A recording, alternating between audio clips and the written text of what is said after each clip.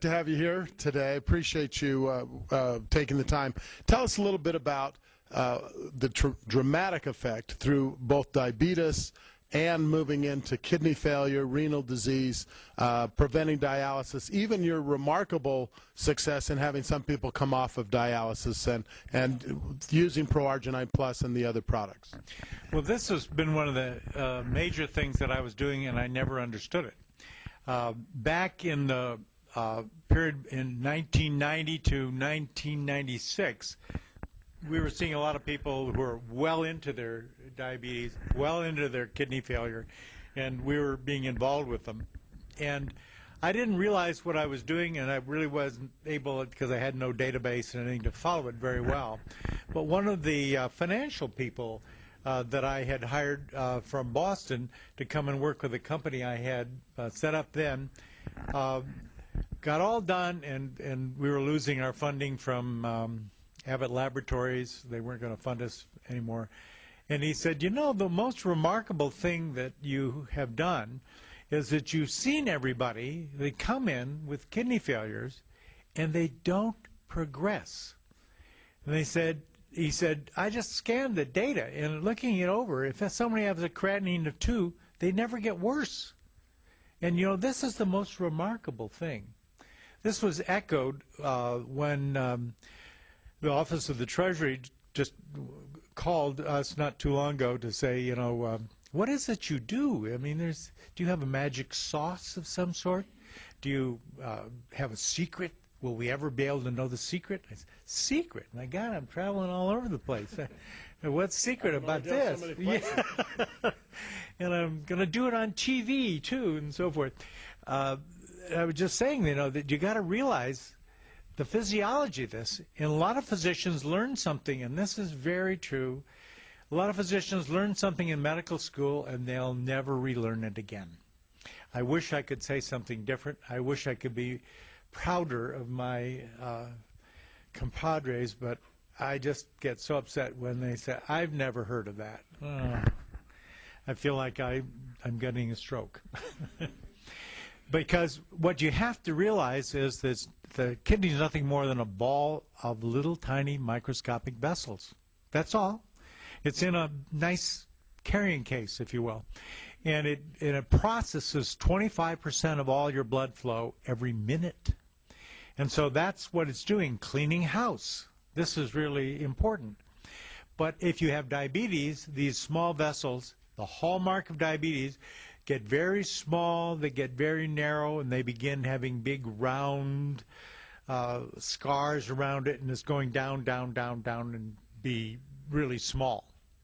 Now, the people who are trained in nephrology, which is kidney specialty, have had, like I believed, you can't change a scar. It can't be something different. And you have something like in the arteries, when it's bad, it'll never be good again. Well, of course, we said 3 or 4 times already today, that's not true. You can reverse it. And I have the #1 cardiologist in all of Europe said, no, you can't get it. And I believe the same thing. If you can do it with the big arteries, why not the small? How do we keep it at 4? How do we keep it at 5 and then run it down to 2 again? I'm talking about the creatinine. You do it with the D and you do it with the arginine. That's simple. Now, having said that, in kidney failure, there's a lot of difficulty going back and forth, and you have to focus on a lot of other things, watch the magnesium, the potassium, because the clearance mechanisms are not normal. But one of the proudest days of my life was last Monday, when a patient whom I've known for 25 years and shepherded through all kinds of things, he had type 1 diabetes since about age 4, and he's now about 71, and he got in, had something happen in an accident, and all of a sudden his arteries in the legs were injured, and they closed up. And he had to have both arteries replaced. I think it was an auto accident. And what they do in replacing now, they take the veins out. Veins are the carriers of all the old blood back up to the heart, so they can have other ones that'll work. So they had them taken out, and what you're supposed to do is take them out, reverse them, put them back in where the arteries were. They've got the lining for blood flow and everything else, and they work beautifully. But Stanford put them in backwards. They had valves. They wouldn't let the blood flow. His legs were dying in about 35 minutes after the operation. They couldn't figure out what went wrong. It was weeks before they found out their mistake. And by that time, his creatinine was 1 when he went in, was 5. 5 in universal, talking to nephrologists saying, you cannot return it. It cannot be normal again. You have to take the kidneys out, give him new ones, and dialysis until you need to do this. I've never done that. And this guy was a real test. So it happened that as a good, really good young nephrologist at Stanford says, we'll get you off dialysis, but we got to do it for now. You got too much junk floating around.